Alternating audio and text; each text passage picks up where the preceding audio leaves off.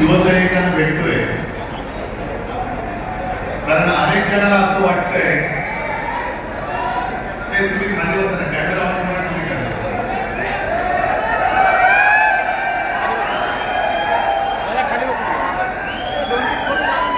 अनेक जणांना असं वाटतंय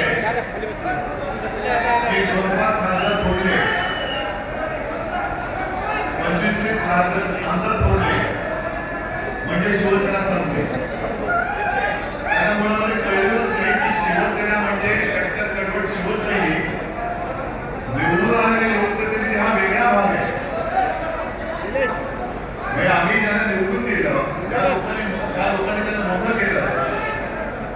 असे अनेक लोक ज्यांना या शिवसैनिकांनी मोठं केलं ते गेले, पण तरी शिवसेना काही सांगत नाही आणि कोणी समजू शकत नाही. त्याचा तुम्हीच बघा, या हिंगोली मतदारसंघात लागोपाठ 2दा गद्दारी झाली. आणि एक खासदार गेला तो तर आता कोणच जाऊ शकत नाही, तो वाढच्या आतमध्ये घ्यावा लागतं. आणि निवडणूक लढण्यासाठी लोकांसोबत जाणं कसं, कारण कोणाला हळद नाही ते काढायला लागलेलं आहे. कोणाला काळी फसलेली माणसं लोकांसोबत जाऊ शकत नाही. म्हणून हिंगोलीमधला खासदार तो पडून गेला, तो पडला. यवतमाळ वाशिम मधला वाहनाच्या होत्या त्या गेल्या, त्यातून उभं राहण्याचं धाडसच केलं नाही त्यांनी.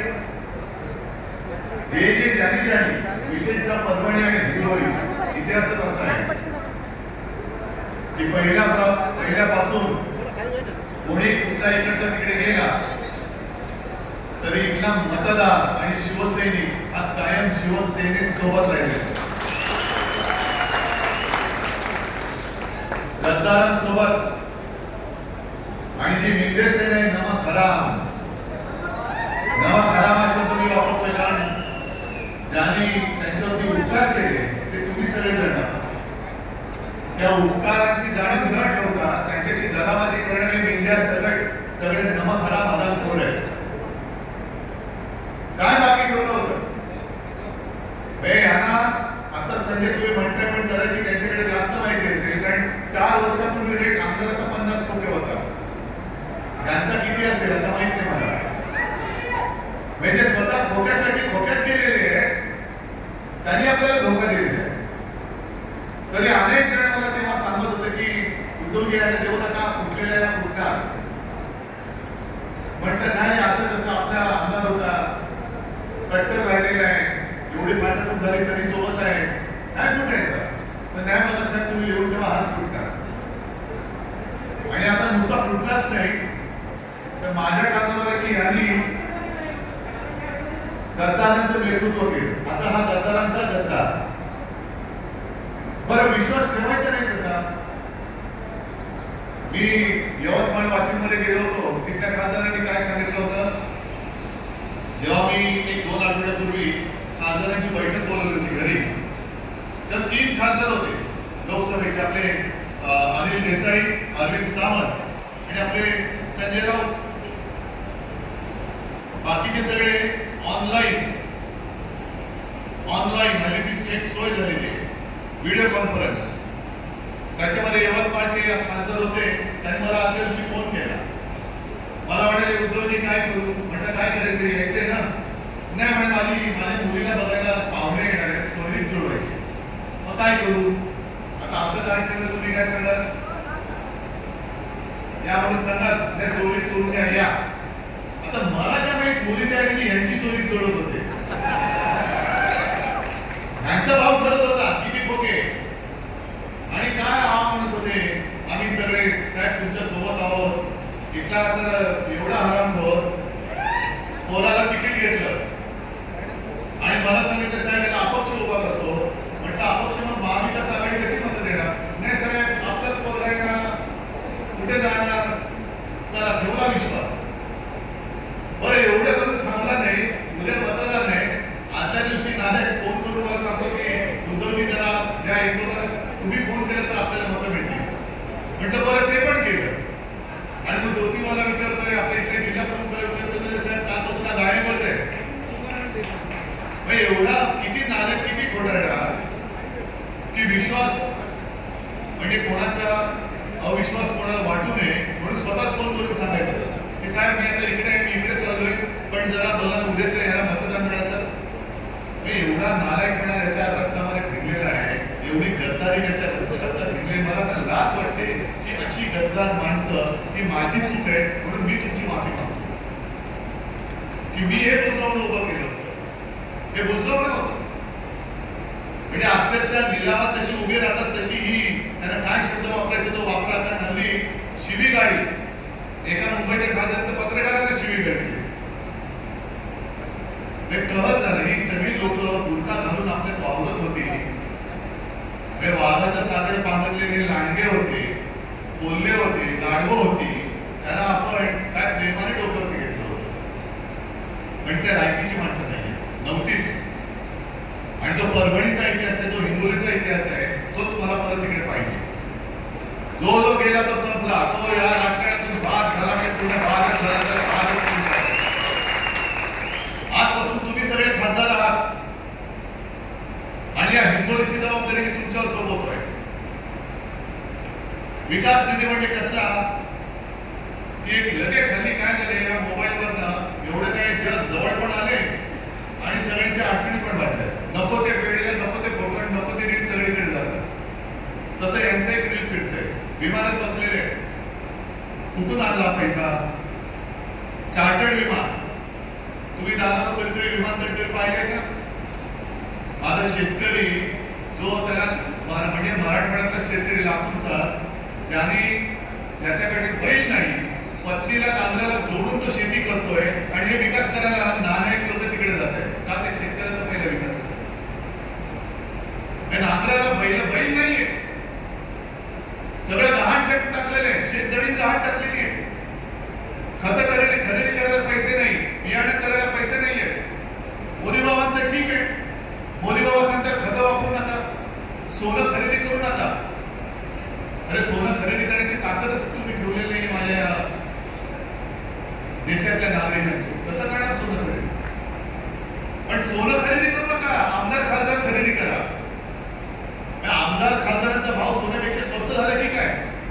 गळ्यात घालून फिरताय आमदार खासदारांना. किती नालायकपणाला किती कार्य करायचं. एक तर स्वतःच्या भिंतीवरती खासदार निवडून आणता आलेले नव्हते. हे म्हणजे आता उमलत फिरतायत, उद्धव ठाकरे फिरत नाही. मी आलो नव्हतो तुमच्या गावात, तिकडे जिथून जिथून लोक आले, तुमच्या प्रत्येकाच्या विधानसभा मतदारसंघात मी आलो होतो की नव्हतो? मग मी जर का असं बोललो गर्वाने, मी आलो नसतो, मी फिरलो नसतो, तर या बुजवण्याला खासदार झाला केला असतो तुम्ही? एकतर पक्ष चोरलेलं, चिन्ह चोरलेलं, नवीन चिन्ह घेऊन आपण लोकांसमोर गेलो. तुम्ही सगळ्यांनी अक्षरशः दिवस रात्र एक करून ना कुटुंबाकडे पाहिलं, ना तुमच्या प्रकृतीकडे पाहिलं. रक्ताचं पाणी केलं, रक्त आटवलं, समोरून पैशाचा धबधबा कोसळत होता. काय तुम्हाला पैशाचे ऑफर आले नव्हते? कशाला काम करतो, गप्प बस, तुला एवढे पैसे देतो. अनेक शिवसैनिकांना आल्या, पण शिवसैनिकांनी त्या हरामाच्या पैशाला लाथ मारली आणि हातात धबा धरलेला शिवसैनिक हा निष्ठेने त्याच्यासमोर उभा राहिला. निष्ठेने उभा राहिला. निष्ठा कधी विकली जाऊ शकत नाही, निष्ठेची कोणी किंमत करू शकत नाही. पण जी एक लाट निर्माण केली गेली होती, राम मंदिर बांधले म्हणून देशात मोदींची लाट होती. त्या मोदींच्या लाटेत शेवटचे फक्त 15 दिवस आपल्याला मशाल निशाणी मिळाल्यानंतर महाराष्ट्राने भाजपचं गाढव हे अडवलं होतं. आपण महाविकास आघाडीचे 31 खासदार आपण निवडून आणले होते. त्याच्यामध्ये मी अभिमानाने सांगेन, माझ्या मराठवाड्याने 3 खासदार शिवसेनेचे दिले होते. अभिमानाने सांगेन. हे भाजपच्या विरोधात मतदान नव्हतं, हे मशालीच्या विश्वासावरचं मतदान नव्हतं, शिवसेना प्रमुखांच्या चेहऱ्यावरती बघून मतदान झालेलं नव्हतं. मग मोदींच्या विरोधात एवढी लोक असताना पुन्हा तुम्ही त्यांच्याचकडे काय? बरं, आणखीन एक रहस्य असं आहे की जिथे काही भविष्य नाहीये, भवितव्य नाहीये, म्हणजे मिंदेचं भवितव्य शून्य आहे. काम संपलं की मिंदेला सुद्धा कचऱ्याच्या टोपलीत टाकणार आहेत, हे लिहून ठेवा तुम्ही. पण भाजपात हे जायच्या ऐवजी मिंदेकडे का गेले, हे मोठं कोड आहे. का भाजपात का नाही गेले? म्हणजे मला तर आता शंका वाटते, काल विमानामध्ये योगायोग असेल, आपल्या राज्याचे मुख्यमंत्री पण होते माझ्यासोबत. मला एक पत्रकारांचं सुरू झाली चर्चा. काय झाली चर्चा? म्हटलं उच्चस्तरीय चर्चा होती जगाच्या वरची. वाटते की हे जे म्हणतात ना ऑपरेशन काय टायगर, अरे टायगरवरती कोण ऑपरेशन करू शकत नाही. एक पंजा मारला ना तुमचं सगळे आकडे बाहेर. हे ऑपरेशन टायगर नाहीये. मला शंका येते ऑपरेशन देवेंद्र आहे. आणि आज न उद्या कारण देवेंद्र त्यांना असं वाटतंय की देवेंद्र फडणवीस कदाचित उद्या पंतप्रधान पदाच्या शर्यतीत उतरतील म्हणून आत्ताच त्यांची पक्षता महाराष्ट्रातून एकही माणूस दिल्लीपर्यंत पोहोचता कामा नये म्हणून त्याला तिथे तिथे गुंतवून ठेव म्हणून शिवसेनेचे खासदार फोडून अमित शहानी त्यांना या विद्यार्थी पाठवल्याचा हा माझा स्पष्ट आरोप नाही, माझा समज आहे. असू शकतो की नसतो. नाहीतर काय होतं आता निवडणूक थोडीच आहे, निवडणूक नाहीये. मग कशासाठी तुम्ही माझे खासदार फोडले? बरं फोडले ते फोडले, तुम्ही स्वतःकडे न घेता तुम्हाला जो पाठिंबा देऊ शकतो तुमचा जो कोणी एक लाचार इकडे तुम्ही ठेवलेला आहे पटीक गुलाम त्याच्याकडे सरकवलेले. म्हणजे उद्या जर वेळ आली की तुम्ही पंतप्रधानपदी कोणाला मत द्याल तर हे सगळे गुलाम हे अमित शहा मतदान करतील. ही पुढची व्यवस्था आहे म्हणून शिवसेना फोडते. बरं विकासाचं बोलाल तर हे स्वतः चार्टर्ड ट्रॅक काम वेगळं. क्षणभर भरून चला विकासासाठी गेले. मराठवाड्यातल्या आणि विदर्भातल्या आणि महाराष्ट्रातल्या शेतकऱ्यांच्या आत्महत्या थांबतील काय? विकासासाठी गेल्यानंतर माझ्या शेतकऱ्यांची पूर्ण कर्जमुक्ती होईल काय? माझ्या शेतकऱ्याचा पीक विमा हा मिळेल काय? आणि त्यावेळेला समोर उभं राहून मोदींना तोंडावर प्रश्न हे विचारू शकतील काय की धमाकची हिंमत शिवसेनेमध्ये असताना होती की गुलाम सेनेत गेल्यानंतर हे सगळे वाटगे करू शकतील काय? याचं उत्तर स्पष्ट आहे. शिवसेनेचं अस्तित्व हे आमदार खासदारांवरती नाहीये. शिवसेनेचं अस्तित्व हे जनतेवरती आणि शिवसैनिकांवरती अवलंबून आहे. आता सुद्धा माझ्याकडे मी सरकारमध्ये नाहीये तरी पण एक शिष्टमंडळ भेटला आणि एक आता यांनी समोरून एक निवेदन दिलं शक्तीपीठ महामार्ग रद्द करा. कोण आहे मी काय करू शकतो? माझे तर खासदार पण फोडले. इथला जो खासदार होता त्याला विचारा नारायण तू कधीतरी आमच्या बाजूने तरी बोललास तिकडे आता बोलू शकतोस जाऊ शकतोस तिकडे की नाही? या शक्तीपीठ महामार्गामध्ये माझ्या शेतकऱ्यांचं संपूर्ण रातमोळी होते, कुटुंबाचे कुटुंब उद्ध्वस्त होत आहेत, त्यासाठी सुद्धा लोकांच्या आत्महत्या झालेल्या आहेत. हा शक्तीपीठ महामार्ग होऊ द्या देऊ नका हे सांगण्याचं धैर्य हे विकासवाले करू शकतील काय? जबाबदारी आपलीच आहे आणि विकास त्यांचा होणार. ओके त्यांना मिळाले रस्त्यावरती कोण? तुम्ही आणि आम्ही. जसं मी तुमची माफी मागायला आलो तसंच तुम्हाला मी विश्वास द्यायला आलो. खासदार कुठला कुठू द्या, पुन्हा आपण नवीन खासदार आणू, आपल्या हाताचा आणू, नव्याने आमदार आणू. पण तुमच्या न्याय हक्काचे आणि जीवन मरणाचे जे प्रश्न आहेत ते सोडवण्यासाठी हा उद्धव ठाकरे, उद्धव बाळासाहेब ठाकरे तुमच्या खांद्याला खांदा लावून आमदार खासदार सोबत थांबला तर मी तुमच्यासोबत तुम्हाला यश करणार. माझी बांधिलकी ही सत्याशी नाहीये, माझी बांधिलकी त्या पुतळ्यांशी नाहीये, माझी बांधिलकी तुमच्याशी आहे. तुमच्यामुळे हे आमदार खासदार दिल्ली आणि विधिमंडळ बघू शकतात. नाहीतर किंमत त्यांची काय होती? पण हा एक नवीन धंदा झाला. एक तर काय करतात हल्ली समोरच कोण उभा राहिला महायुतीचा की त्याच्या विरुद्ध उभं राहायचं. साहेब 100% येतो आणि मग साठवटा असं करायचं की बरोबर शेवटच्या दिवशी आता मागे घेऊन पसार व्हायचं, पैसे घेतात आणि पसार व्हायचं आणि विरोध निवडून. आणि दुसरं नाही असतं जर यांना आपण उमेदवारी दिली नसती, आपण यांना खासदार केलं नसतं तर काय याचं पुत्र तरी यांच्या दारात विचारायला आलं असतं, काम दंडवत करायला आलं असतं यांच्या घरी. पण निवडून यायचं शिवसेनेशी आम्ही प्रतारणा करणार नाही. त्या तिथल्या यवतमाळच्या गद्दारीने मला ते एक व्हिडिओ पाठवला कोणीतरी. 82 वर्षाची आईने त्यावेळेला त्याने सांगितलं होतं की तू ठाकरेंकडे जा, त्यांच्यासोबत राहा. आता काय आईला वाटत असते? तसंच या इथल्या गद्दारांनी सुद्धा जो विश्वासघात आपल्याशी केलेला आहे, विश्वासघात केला तो केला, आपण परत पोराला पुढे सरकवतो. म्हणजे हे विशेष आम्ही केली तर धरणेश आहे. उद्धव ठाकरे मुख्यमंत्री झाले, आदित्य ठाकरे मंत्री झाले, बघा धरणेशाही. अरे पण तू एका तू खासदार तुझं कार्ड आमदार करायचंय, इकडे हा उपमुख्यमंत्री बसलाय त्याचं कार्ड तिकडे दिल्लीमध्ये मंत्रिपदासाठी सगळी फोडाफोडी करते. ही धरणेशाही नाहीये. आम्ही तो ती धरणेशाही आणि तुमचं काय बेईमानी रक्ताची अवलाद ही त्यांची पोरं बाळं जर का सगळं भोगत असेल तर ती घराण्याशिवाय होत नाही. बरं कशासाठी तुम्ही गेलात तिकडे? आता संजय राऊतांनी जो विषय घेतला तो आपल्याला राज्यभर करायचा, करणार, नक्की करणार. कारण राम मंदिर हा आपल्या केवळ महाराष्ट्राचाच नव्हे तर तमाम जगातल्या तमाम हिंदूंच्या जीवाभावाचा प्रश्न आहे. जर अडवाणीजींनी रथयात्रा काढली नसती आणि हिंदुत्व जे शिवसेना प्रमुखांनी पुन्हा एकदा वरच्या पातळीवरती आणलं होतं, या देशातली 1987 सालची पार्टीची पहिली पोटनिवडणूक अशी होती जी हिंदुत्वाच्या मुद्द्यावरती जिंकली गेली. आणि मग तेव्हापासून सगळ्यांना लक्षात आलं, अरे हिंदू वोट बँकेवरती निवडणूक जिंकू शकतो. मग भाजप सोबत आला, मग अडवाणीने रथयात्रा काढली, मग मंडळ झालं, बाबरी पाडली गेली. त्यावेळेला आपल्याकडनं मराठवाड्यात सुद्धा आणि महाराष्ट्रात अनेक शिवसैनिक तिकडे गेले होते. पण बाबरी पडली पाडल्यानंतर सगळे भाजपवाले दोन पायात शेपूट घालून भिडात लपून बसले, आम्ही नाही. आणि कोर्टाने निर्णय देऊन राम मंदिर झाल्यानंतर काय छाती काढून पुढे आले, शंकराचार्याने हा नको तो नको, फक्त मीच सगळं केलं आणि मीच राम मंदिर उभं केलं. आता राम मंदिराची ठीक आहे लूट चालले, मंदिर वही बनाएंगे, कशासाठी कृत्य केली आहे, ही गद्दारी जी झालेली आहे. आणि गद्दार गट गद्दार सेना जी आहे ती त्यांची गुलाम झालेली आहे. ते राम मंदिराच्या प्रश्नाबद्दल, राम मंदिराच्या लुटीबद्दल प्रश्न विचारू शकतील काय? आपण करणार आहोत, राज्यभर आंदोलन करणार आहोत. पण हा केवळ गद्दारीचा प्रश्न आहे, तो शिवसेनेशी नाही, उद्धव ठाकरेशी नाही, हिंगोलीचा नाहीये, ना परभणीचा, ना आणखी कुठला. हा हिंदुत्वाशी केलेली गद्दारी आहे. त्याचा जाब आपल्याला भाजपला विचारावा लागेल. जसं त्यावेळेस मुघल आक्रमकाने आपली मंदिरं लुटली, काही तोडली, तसंच ते बाबरी पार्टी गेली होती ना.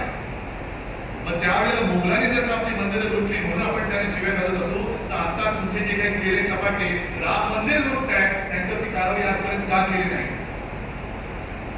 मध्य प्रदेशमध्ये भाजपचे मुख्यमंत्री मंदिराच्या परिसरातल्या जमिनी लुटल्या, पत्रकार परिषदेत आलं. हेच जर काही तर कोणी विरोधी पक्षातल्यानी केलं असतं तर देशभराने काय हंगामा केला असता. म्हणून आज जो सामनामध्ये संजय राऊत यांनी आंदोलन केल्या मुद्दा वाचा. कारण मधल्या काळामध्ये सगळे सकल हिंदू समाज म्हणजे काय, हिंदू जनजागृती म्हणजे काय, हिंदू खतरे में है आणि आम्ही हिंदूच आहोत. पण जेव्हा काँग्रेसचं राज्य होतं तेव्हा इस्लाम खतरे में आहे म्हणून घोषणा दिल्या जायच्या. आता 12 वर्ष तुमचं बसले तिकडे जग काय विश्वगुरु, त्यांच्या काळामध्ये हिंदू खतरे में कसा आला? मग ते सगळे जे होते ज्यांनी मोर्चे काढले, नुसता काय तमाशा केला, ते आता गेले कुठे लपून बसले की राम मंदिर लुटलं जाते, मंदिराच्या नावाने लुटी चालू आहे. शंकराचार्य म्हणाले केदारनाथ मंदिरातलं सोनं लुटलं गेलंय, कुठे गेले हे सगळे हिंदू तथाकथित हिंदू. हा वरवरचा विषय नाही. हे जे सगळं चाललेलं आहे हे 2/3 बहुमतासाठी चालले आहे. आणि निवडून आले नाही, आपण त्यांना येऊ दिलं नाही, 240 वरती भाजप थांबला, मग पुढे काय करायचंय? घटना तर बदलायचे. आता तर पूर्ण ताकद पाहिजे. आणि मध्ये जे काही महिला आरक्षणाच्या बुरख्या आडून किंवा त्याच्या आडून डिलिमिटेशनचे जे काही बिल आणत होते, विधेयक आणत होते, ते जर का झालं तर तुम्हाला आम्हाला कोणी विचारणार नाही, पूर्णपणे उत्तरेच्या ताब्यामध्ये हा देश आहे. आमच्या मताला काहीच किंमत नाही, की आताही नाही. कारण उघड सगळीकडनं अत्याचार चालू आहे, लोकशाहीचा दिवसाडोळ्यात खून पडतोय की काय असं चित्र निर्माण झालंय. तरी कोणाला काही त्याची पडलेली नाही. पण आम्हाला आमदार खासदार पाहिजे. शेतकरी गेला तर मरू दे, शक्तीपीठाखाली चिरडला गेला तर जाऊ दे, पेपर फुटले तर फुटू दे, विद्यार्थ्यांनी आत्महत्या केली तर करू दे. आजच ठाण्यामध्ये पेपर फुटलाय टीईटीचा, कोणालाच काही पडलेलं नाही. नीटचा पेपर फुटला, धर्मेंद्र प्रधानने राजीनामा तर दिलाच पाहिजे. पण त्यातलं जे काही केंद्रबिंदू होतं ते आपल्या दुर्दैवाने महाराष्ट्रातलं होतं. आणि असं म्हणतात की ते पकडलेले किंवा ज्यांच्यावरती आरोप आहेत ते सगळे यांच्या परिवाराशी संबंधित होते. या बाबाबद्दल कोणालाच काही वाटत नाही, किंवा तुम्हाला त्याच्याकडे लक्ष जाऊ नये म्हणून हे पुढापुढी चालले असा माझा स्पष्ट आरोप आहे.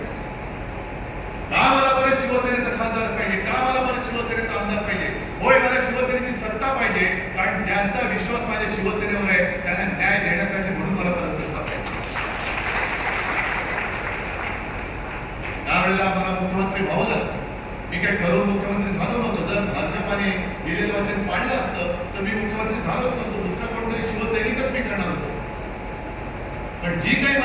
मिळाली त्यावेळेला मात्र जेवढं काही करता येणं शक्य होतं तेवढं मी प्रामाणिकपणे करण्याचा प्रयत्न केला. कोणी माझ्याकडे कर्जमुक्ती मागितली नव्हती तरी सुद्धा माझं कर्तव्य म्हणून माझ्या नागपूरच्या पहिल्या अधिवेशनात कर्जमुक्ती मी जाहीर केली आणि ती मी करून दाखवली. मी फुकटामध्ये रेशन वाटा हे वाटा असं नाही करत, पण गोरगरिबाला काहीतरी जेवण मिळालं पाहिजे त्याच्यासाठी 10 रुपयाचं शिवभोजन करून मी दिलं होतं. आता काय झालं मला माहिती नाही. कोरोनामध्ये तुमच्या सगळ्यांच्या सहकार्याने आपण महाराष्ट्र सावरला होता, पाडलं सत्ता. अरे पण पाडलं तर पाडलं, सत्ता तुम्ही मिळवल्यानंतर काहीतरी त्याचा उपयोग करून द्या ना, महाराष्ट्र भलं करा ना, देशाचा विकास करा. तुम्ही तो नाही करायचा, फक्त आम्हाला सत्ता पाहिजे, सगळे आमच्या ढेंगे खाल्ले जायला पाहिजे. नाही होणार. छत्रपती शिवरायाचा महाराष्ट्र कोणाच्या ढेंगे खाल्ले नाही जाणार. आणि तो जो जमाना होता मराठ्यांच्या घोड्यांच्या टापाने दिल्ली हादरायची, तो जमाना आपल्याला आता परत करावा लागेल. कोणाची टाप होता का म्हणे महाराष्ट्राकडे वागता नजरेत पाहायची. आणि मला खात्री आज अनेक जण नवे जुने माझ्या समोर आले, कुठे काही बिघडलेलं नाहीये. मला खात्री आहे एक सुद्धा माझा कट्टर कार्यकर्ता गद्दाराच्या मागे गेलेला नाही, जाऊ शकत नाही. इकडे सुद्धा हाताचे कार्यकर्ते बसले. पण मी तमाम हिंगोलीकरांना एक आवाहन करतोय. आवाहन म्हणजे विनंती. जे कोणी या नालायकामुळे नाराज होऊन घरी बसले असतील, जे कोणी या नालायकामुळे नाराज होऊन दुसरीकडे गेले असतील, या परत या सगळ्यांनी परत या. याला काय होतं, यांच्याकडे मी दिलं होतं सूत्र, बंद तू खासदार. मग अडचण त्याला होऊ नये म्हणून मग ते साहेब हा नको, साहेब तो नको, मग हातला मध्ये हा नको, झालं. एक तर वाटोळ करायचं तेवढं करून ठेवण्याचा प्रयत्न केलाच आणि स्वतःही गेला. तर जे जे कोणी त्याच्यावरती नाराज होऊन गेले असतील, या बाबांवर शिवसेना आपली आहे. आज मी सगळ्यांना साथ राहतोय. या गद्दारामुळे जे जे कोणी गेले होते त्या सगळ्यांनी परत यावं, या सूत्राने या गद्दाराला लढा. आणि तुम्ही सगळे समर्थ आहात. तुम्हाला सगळ्यांना निष्ठेचं पाणी गद्दारांना कसं पाजायचं हे फक्त कळलेलं आहे. अनेक जण आले आणि अनेक जण गेले, पण हिंगोलीवरचा धब्बा तुम्ही कधी उतरू दिला नाही, म्हणून मी तुम्हाला परत सांगताना धन्यवाद करतो. आणि निष्ठा, हा जो तुमचा जोश आहे, उत्साह आहे, खरं म्हटलं तर दुसरा कोणताही पक्ष असता तर खासदार फुटल्यानंतर घराच्या बाहेर नसता पडला. पण मी जास्त नाही, मी त्यातला नाहीये, मी त्यातला नाहीये आणि तुम्ही पण त्यातला नाहीये. अनेकांनी आजचा कार्यक्रम बघून तोंडात बोटं घातली असेल, किती बोटं द्यायची जात असेल एवढी सगळी घातली असतील की एक शिवसेना आहे तरी काय, कितीदा फोडायची, कुठून सुद्धा संपत नाहीये. पण शिवसेना अशी संपणारी नाही. जो फोडायचा प्रयत्न करेल त्याला फोडून संपवल्याशिवाय शिवसेना पुढे जाणार नाही.